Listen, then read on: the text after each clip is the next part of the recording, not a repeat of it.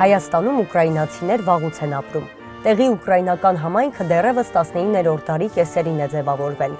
Խորհրդային Հայաստանում արդյունաբերության զարգացման պայմանավորված նաև ուկրաինացի ինժեներներ, մասնագետներ, բանվորներ գործուղվեցին Հայաստան և ձևավորվեց տեղի ուկրաինական համայնքը։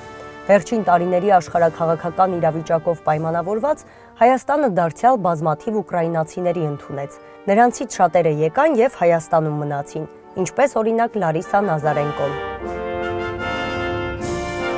Բարև ձեզ տիկին Լարիսա, ինչպես եք։ Շնորհակալություն, հրաշալի է օրը սկսել Արևաբույրում։ Ինչպես եք հարմարվել գյուղական կյանքին։ Дуже гарне село, гарно живеться в Արևաբույրը։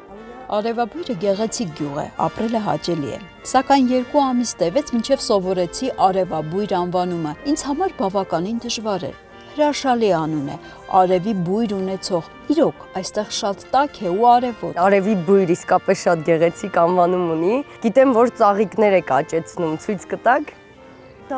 Ես անչափ սիրում եմ ծաղիկներ։ Մեր բակում շատ բույսեր կան։ Հիմա նրանք չեն ծաղկում, բայց ես միշտ խնամում եմ, ջրում աճեցնում։ Այս յասամանը տնկեցինք 3.5 տարի առաջ, երբ ես այստեղ տեղափոխվեցի։ Այն մեծանում է ինձ հետ միասին։ Կարծես այս թուփը աճում է իմ կյանքի հետ։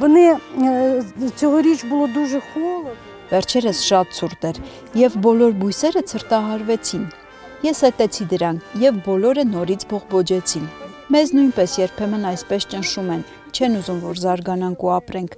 բայց մենք ապրում ենք ու շարունակում ենք ծաղկել։ Իսկ ինչպես է անցնում ձեր օրը Արևաբույրում։ Я вранці прокидаюся, Առավոտյան արթնանալից նախ աղոթում եմ։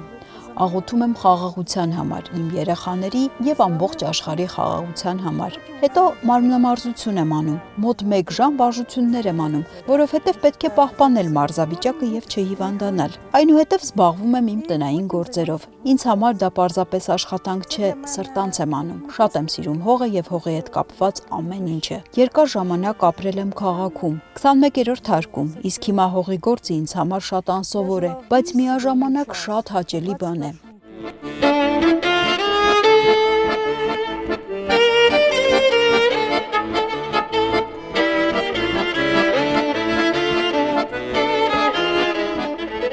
Տիկին Լարիսա, ինչպես որոշեցիք Հայաստան գալ եւ արդյոք գիտեիք ուկրաինական համայնքի մասին Հայաստանում։ Երբ եկա Հայաստան, չգիտեի, որ այստեղ ուկրաինացիներ կան եւ ով է այստեղ ապրում։ Պատահաբար սոցիալական ցանցում գտա օգնություն տրամադրող մի հասարակական կազմակերպություն։ Կազմակերպության ղեկավարը Օլենա Շևչուկն է։ Գնացի եւ ծանոթացա նրա հետ։ Հրաշալի կին է։ Իրոք ես ստացա իրական օգնություն, ինտեգրման աջակցություն, ինչպես նաև սկզբնական նյութական օգնություն։ Դա շատ կարևոր էր, որովհետև ես եկել էի գրեթե 1 պայուսակով, առանց իրերի։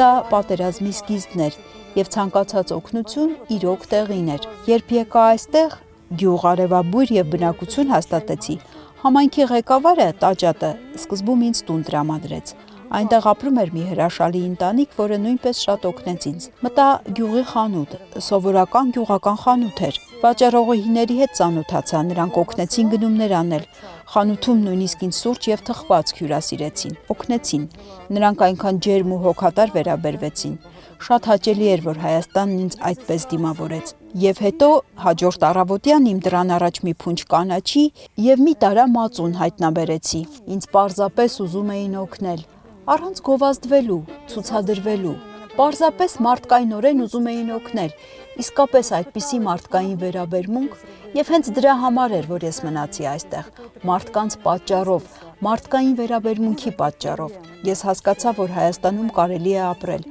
Ձեր աղջիկները Ուկրաինայում են ապրում։ Արդյոք չեն ուզում գալ ձեզ մոտ այստեղ Հայաստան։ Ես ունեմ 2 մեծ դուստր։ Նրանք ամուսնացած են, ունեմ 3 թոռ։ Նրանք ապրում են Ուկրաինայում եւ չեն կարող գալ, որովհետեւ նրանց ամուսինները չեն կարող դուրս գալ երկրից։ Նրանք ապրում են Վենիցիայի մարզում։ Հիմա աղջիկս է զանգում։ Իհարկե։ Բարև Մարինկա, սա իմ Դարյան է։ Մարինկան ավագ դուստրս է, սա թոռնիկս է։ Իսկ որտեղ է Սվյատոսլավը։ Այսօր նա տանն է։ Չեք ուզում հյուր գալ։ Ոստի хочемо։ Հյուր կուզենք գալ, բայց ապրել ուզում ենք Ուկրաինայում։ Մենք սիրում ենք Ուկրաինան։ Հասկանում եմ։ Зараз я живу тут, цьому дворі. Ես ապրում եմ այստեղ, այս բակում։ Այստեղ է իմ տունը։ Այս կողմում գեղեցիկ այգին է։ Սա Արամի տնտեսությունն է։ Նա այստեղ է աշխատում։ Նա ինձ ապաստան է տվել, օգնել եւ անչափ աջակցել է։ Նրա շնորհիվ նաեւ ճամփորդելու հնարավորություն ունեմ, շատ եմ շրջում Հայաստանում։ Ուսումնասիրում եմ Հայաստանի ավանդույթները, պատմությունը, դա շատ հետաքրքիր է։ Արամը շատ պատվարժան, ազնիվ մարդ է։ Նա շատերին է օգնում։ Ես Հայաստանում փախստականի կարգավիճակ ունեմ։ Պետական մակարդակով Հայաստանը մեզ օգնում է փաստաթղթերի հարցում։ Մենք Ուկրաինայից եկած փախստականներս որևէ նյութական օգնություն չենք ստանում, բայց փաստաթղթերը շատ հեշտ եւ արագ են արվում։ Ամեն ինչ օրինական է, մեզ համար որևէ բժշկական արտոնություն չի գործում, բայց ամեն ինչ անում են օրինական ճանապարհով, շատ արագ։ Օվիրում անձնագրային բաժնում մի փոքր ուշացում կար հենց փաստաթղթերի հետ կապված։ Նրանք նույնիսկ իրենք էին անհանգստանում, զանգահարում էին ինձ, Արամին, ուզում էին ամեն ինչ հնարավորինս արագ անել, որպեսզի ամեն ինչ իսկապես օրինական լինի, այսինքն Հայաստանը տալիս է աջակցություն պետական մակարդակով, ոչ նյութական, բայց եւ բարոյական եւ իրավական։ Մեր ընտանիքով շատ մոտ ենք Լարիսայի հետ, մենք բոլորս էլ փորձում ենք լինել Լարիսայի կողքին, լինել օգտակար, հարգանք տածելով մեկս մյուսի նկատմամբ, որ Լարիսան չզգա իր ընտանիքի եւ իր հայրենիքի կարոտը, այո։ Ինչով է օգնում ձեզ այստեղ։ Ամեն առաջինը իր բարի ժպիտով, որ մենք այսօր մեծ կարիք ունենք դրա, եւ իր հոգատարությամբ եւ իր ամեն մի շարժու ձևով, ամեն մի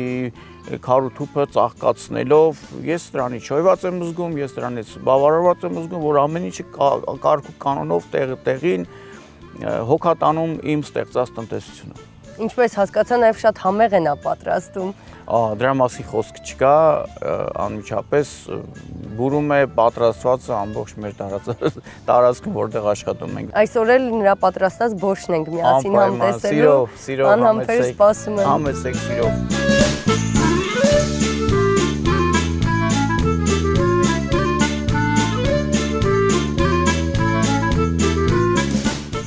Տիկին Լարիսա, ուկրաինական բորշի մասին ամբողջ աշխարհը գիտի։ Որն է իսկական ուկրաինական բորշը, ինչպես է այն պատրաստվում։ ՅՈՒՆԵՍԿՕ-ն բորշը ճանաչել է ոչ նյութական արժեք։ Գրեթե յուրաքանչյուր տարածաշրջան այն պատրաստում է իր ձևով, յուրաքանչյուր տնային տնտեսուհի իր ձևով։ Այսօր ես պատրաստելու եմ կանաչ բորշ, որը բնորոշ է Վինիցիայի մարզին։ Մենք հենց այսպիսի բորշ ենք պատրաստում։ Վինիցիայում, որտեղ ես ծնվել մեծացել եմ։ Այդպիսի բորշ է պատրաստել իմ տատիկը, մայրս, ես, իսկ հիմա նաև իմ երեխաները։ Հիմնականում օգտագործում են կանաչիներ, ձու, թթվասեր եւ իհարկե միս։ Այսօր կանաչ բորշ եմ պատրաստելու։ Բորշի համար ես կհավաքեմ իմ աճեցրած կանաչին, անուշաբույր ցողուններ են։ Կարող եք դուք էլ հավաքել։ Խրթխրթան, բուրավետ, անուշահոտ։ Մեզ շատ է պետք։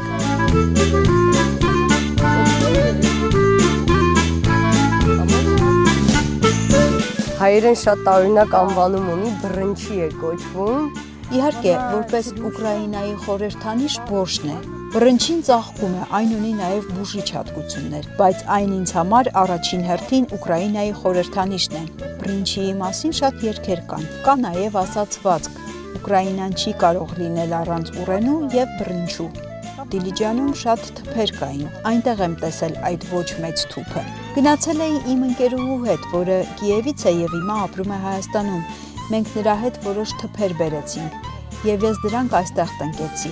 Այն խոնավություն է սիրում, իսկ այստեղ ջուր շատ կա։ Աշնանը խնձորենու պտուղները կհասունանան, մենք կհավաքենք դրանք եւ կխառնենք մեղրի կամ շաքարի հետ։ Հասկանում եմ, որ դուք շատ եք կարոտում Ուկրաինան, բայց այստեղ արևաբույրում ձեզ լավ եք զգում։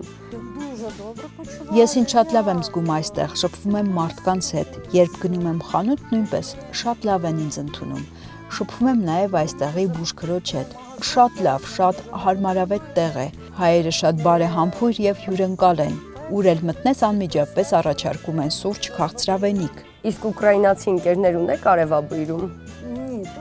Չկան, այստեղ ուկրաինացիներ չկան, հիմնականում նրանք Երևանում են ապրում։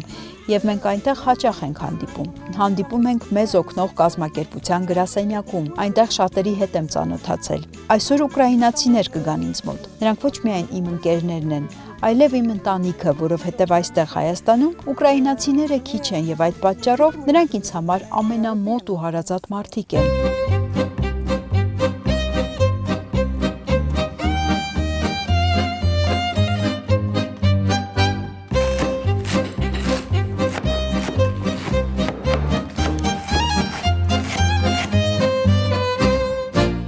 Իսկ ինչ տեսակի կանաչիներ պետք է օգտագործել։ Այստեղ սպանախ եւ թրթնջուկ կա։ Հայաստանում ուրիշ տեսակի թրթնջուկ է աճում, ավելուկ եք ասում։ Ավելու։ Մեզ մոտ թրթնջուկը մի քիչ ուրիշ է, ավելի թթվաշ, բայց սա նույնպես շատ լավն է։ Ցանկացած կանաչի հարմար է կանաչ բորշի համար։ Ցանկացածը։ Սա մեր հավաքած կանաչին է։ Մեր հավաքած մաղադանոս եւ սամիթը։ Թթվաշության համար կավելացնեմ նաև կիտրոնի հյութ, իսկ մատուցելիս նաև ձու եւ թթվասեր։ Նշեցիք, որ 100 տեսակից ավելի բորշ կա, որն է ձեր սիրելի տեսակը։ Կանաչ բորշը իմ ամենասիրելի ուտեստն է։ Վերջերս աղջիկը զանգահարեց եւ ասաց, որ նրանք կանաչ բորշ են պատրաստում։ Ես անմիջապես մտածեցի, երբ հյուրեր գան, ես էլ կանաչ բորշ կպատրաստեմ։ Կավելացնենք կարտոֆիլը։ Հայաստանում շատ բուրավետ եւ շատ համեղ կարտոֆիլ ու կանաչի է աճում։ Կավելացնենք տապակած սոխը, գազարը եւ կանաչին։ Ու վերջ, ապուրը պատրաստ է։ Եվ վերջում էլ ձու ենք ավելացնելու, արդեն մատուցելիս, ճիշտ հասկացա՞ք։ Իսկ վերջում մատուցելիս ձուն մաքրում ենք, բաժանում 4 մասի եւ ավելացնում ապուրին։ Նաեւ թթվասեր ենք ավելացնում։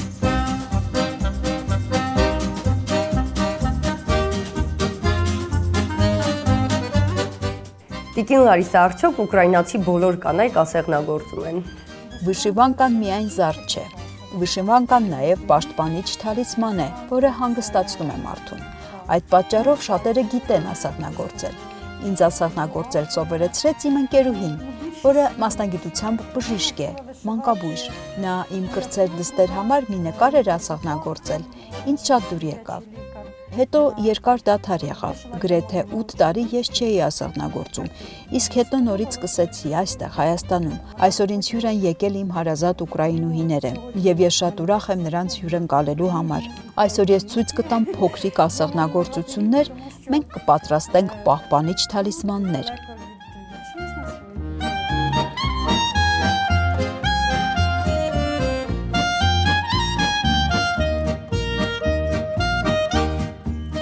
Կծանոթացնեք բոլորի հետ։ Սա տիկին Օլենան է։ Մենք արդեն ծանոթ ենք Օլենայի հետ։ Նա մեր օգնություն հասարակական կազմակերպության նախագահն է։ Կատյան լուսանկարիչ է։ Նատալյան իմ ընկերուհին է, Կիևից է։ Իսկ Աիդան, նա լրագրող է, հոդվածներ է գրում անտիֆոսֆոր թերթի համար։ Մենք շատ մտերմացանք, երբ միասին գնում էինք տարբեր ուղևորությունների։ Օգնություն կազմակերպության հետ շատ ենք ճանապարհորդում։ Միասին շատ ժամանակ անցկացնում։ Հենց այնտեղ էլ ծանոթացել ենք։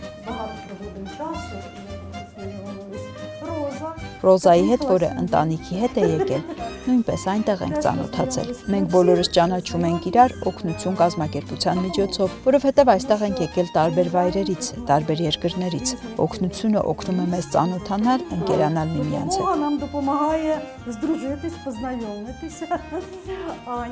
Անյային նույնպես մեր ճանապարհորդություններից գիտենք։ Շատ լուսավոր, հրաշալի մարդ է։ Հիմա արդեն շատ ենք շփվում։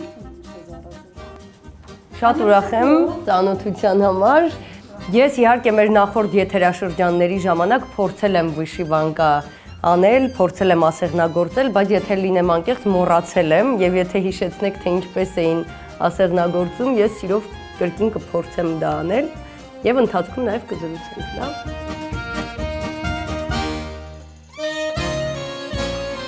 Արդյոք կարևոր է, որ ամեն մեկն իր ասեղնագործած վերնաշապի կհագնի տոնին։ Ну, так найкраще. Իհարկե, ամենալավը սեփական ձեռքերով ասեղնագործած վիշիվանկան է, բայց դա պարտադիր չէ։ Կան նաև վիշիվանկաներ, որոնք ընտանիքում փոխանցվում են սերնդեսերունդ, ինչը նույնիսկ ավելի լավ է, որովհետև այն տոհմի ուժն ու պահապանն է, պաշտպանում է ամբողջ տոհմը։ А сьогодні ми вишиємо. Իսկ այսօր մենք ձեզ համար փոքրիկ մայիլներ կասեղնագործենք։ Ես արդեն պատրաստի նմուշներ ունեմ։ Յուրաքանչյուր զարդանախշը իր գաղտնիքն ունի, իր նշանակությունը։ Կարելի է նույնիսկ սեփական անունը կոդավորել ասեղնագործության մեջ։ Օրինակ, այստեղ երջանկություն է։ Սա երջանկության կոդն է, այս նախշը։ Դու ասեղնագործում ես երջանկություն, որ երջանիկ լինես։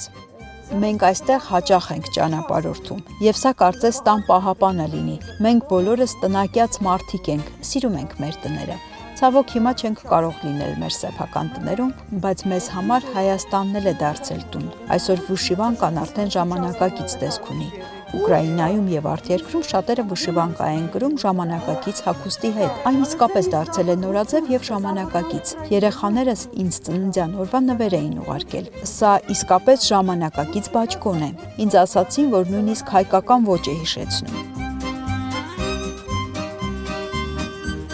Օղակները փոքր են, որովհետև աշխատանքներն էլ են փոքր։ Վերցնում ենք թելերը, ասեղները, ընտրում ենք այն գույները, որոնք մեզ դուր են գալիս։ Գույներն այնքան էլ կարևոր չեն, բայց մեզ մոտ սևն ու կարմիրն առանձնահատուկ նշանակություն ունեն։ Սևը տխրությունն է, իսկ կարմիրը սերը։ Այո, չեմ շփոթել, չէ՞։ Այո, կարող ենք նաև երգել։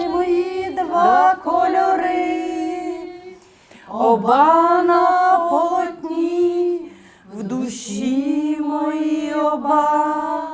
два кольори мої, два кольори. Взагалі-то українці Ընդհանրապես ուկրաինացիները շատ երգեցիկ ազգ են, շատ գեղեցիկ երգեր ունեն։ Նույնիսկ մեր լեզուն սոխակի լեզու են անվանում, որովհետև այն հնչում է սոխակի երգի պես։ Հին ժամանակներում մեր տատիկներն ու մեծ տատերը ասեղնագործելիս երգում էին շատ գեղեցիկ, մեղեդային երգեր։ Իսկ այս երգը, որ հենց նոր երգեցինք նույնպես, այն լավագույն ուկրաինական երգերից մեկն է, որը մենք երգում ենք, երբ ասեղնագործում ենք։ ինչի մասին էր այդ երգը։ Այս երգը մարդկային ճակատագրի մասին է։ Կարմիրը սերն է, սևը տխրությունը, եւ ինչպես մեր կյանքում է պատահում, այդ թելերն են միահյուսվում ու արդյունքում ստացվում է մեր կյանքի նախշը։ Եվ իհարկե ուզում ենք, որ մեր կյանքում ավելի շատ լինի սեր, ավելի շատ լինեն կարմիր թելերը, քան սևերը։ Նատալիա, երբ ծանոթացաք Լարիսայի հետ։ Մի փոքր պատմեք նրա մասին։ Ես ու Լարիսան մի քանի տարի առաջ ենք ծանոթացել եւ անմիջապես հասկացանք, որ կարծես քույրեր լինենք։ Նայեք մեզ, մենք նույնիսկ արտաքինով ենք նման, եւ մազերի ձևը, եւ երկարությունը, եւ բնավորությամբ էլ։ Երկուսս էլ ուրախ ենք եւ պայքարող տեսակ ենք։ Մենք Լարիսայի հետ շատ ժամանակ ենք անցկացնում միասին, շփվում ենք, շատ տեղեր ենք միասին գնում։ Հավանաբար արդեն շրջել ենք Հայաստանի կեսը։ Շատ վայրերում ենք եղել։ Մենք միշտ կապի մեջ ենք եւ մեր միջև շատ ջերմ ու ընտանեկան հարաբերություններ են։ Դե ինչ ասեմ, իրոք քրոջ պես է։ Օլենա, ինչ նոր որակներ բերեց տիկին Լարիսան Հայաստանի ուկրաինական համայնք։ Առաջին հերթին Լարիսան առատաձեռնության եւ համեղ ուտելիքի խորհրդանիշ է։ Երբ Լարիսան գալիս է, շատ համեղ կերակրում է բոլորին։ Նույնիսկ եթե մարդիկ շատ են, բոլորը գոհ են։ Եվ դա բոլորը գիտեն։ Նա պարզապես աննկարագրելի համեղ է պատրաստում։ Նա բերում է, հյուրասիրում է, եւ մենք բոլորս ուտում ենք մեծ հաճույքով։ Եվ գիտեք, նա միշտ այնպիսի բարձր տրամադրություն է փոխանցում, որ ուզում ես ուտել ու ուրախանալ։ Հաճախ եք հանդիպում։ Բավական հաճախ։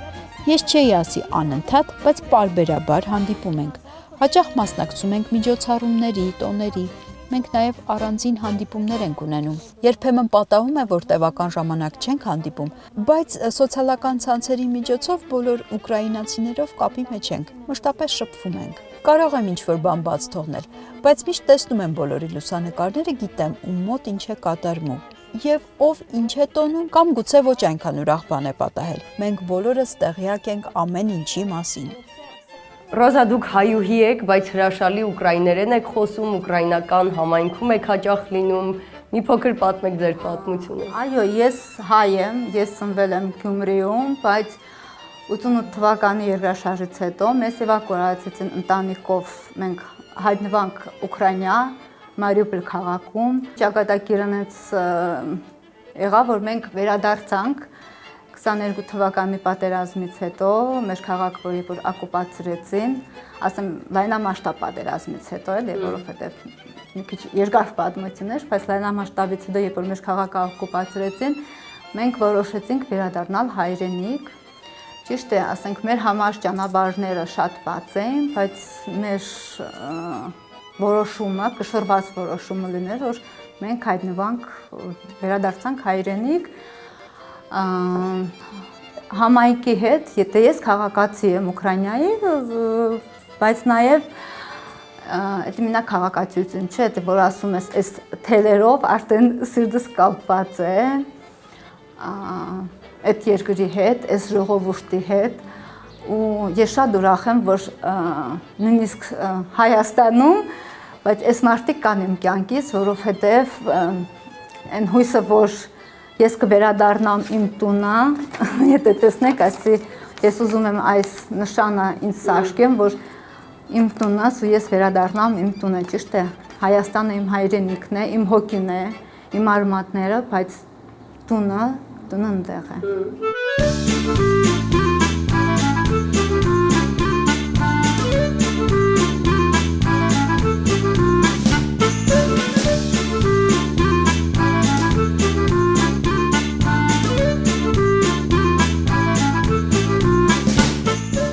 Уже все гости Դե արդեն բոլորը հավաքվել են սեղանի շուրջ։ Յուրաքանչյուրը իր կողմից մի բան է բերել հյուրասիրելու։ Ուկրաինացիները շատ հյուրասեր են։ Սիրում են հյուրասիրություն բերել։ Այսօր բոլորս բորշ կուտենք։ Ես պատրաստել եմ ուկրաինական կանաչ բորշ։ Ես եթե անկեղծ լինեմ, երբեք չեմ փորձել կանաչ բորշ, այնպես որ երազանք կպահեմ փորձելուց։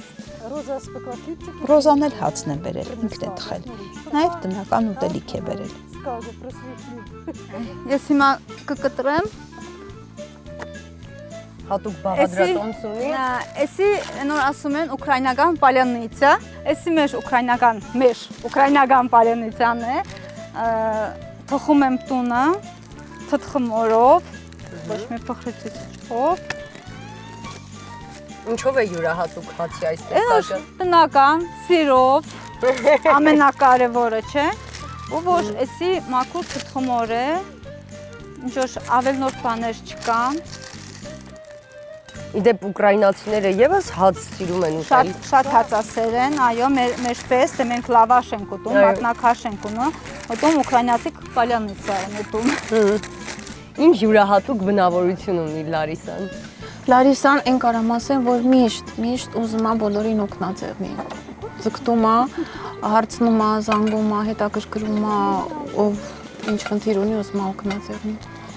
Мы с Ларисой познакомились. Լարիսայի հետ ծանոթացել ենք, երբ խմբով գնացել էինք Ծաղկաձորի ճամբար։ Եվ ինձ շատ տպավորեց այն, թե որքան բացսիրտ ու անկեղծ մարդ է Լարիսան։ Միշտ շփտերեց է, այնքան լավ էներգիա է փոխանցում եւ այնքան հյուրասեր է։ Мы с Ларисой познакомились також на заходе. Լարիսայի հետ ծանոթացա մի միջոցառման ժամանակ եւ արդեն երկու միջոցառում անընդմեջ միասին ենք անցկացնում։ Այնտեղ էլ սկսվեց եւ շարունակվեց մեր ընկերությունը։ Մենք զանգահարում ենք իրար, երբեմն էլ հանդիպում։ Լարիսան միշտ հյուրասեր է եւ հաճախ էլ հրավիրում է իր տուն։ Դա այնքան հաճելի է եւ երևում է, որ Լարիսան բարի սիրտ ունի։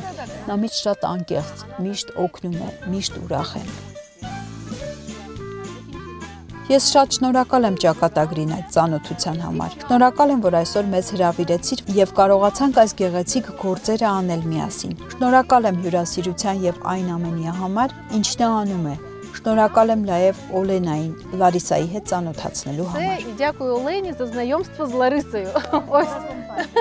Արարատի մարզի ուկրաինուհի բնակչուհին հայկական համայնքում է իր ապահովությունն ու խաղաղությունը գտել։ Արևաբույրի բնակիչների սիրտն իր անմահական բորշով է շահել եւ հայ-ուկրաինական կապը Արարատի մարզում ամուր հիմքի վրա է դրել։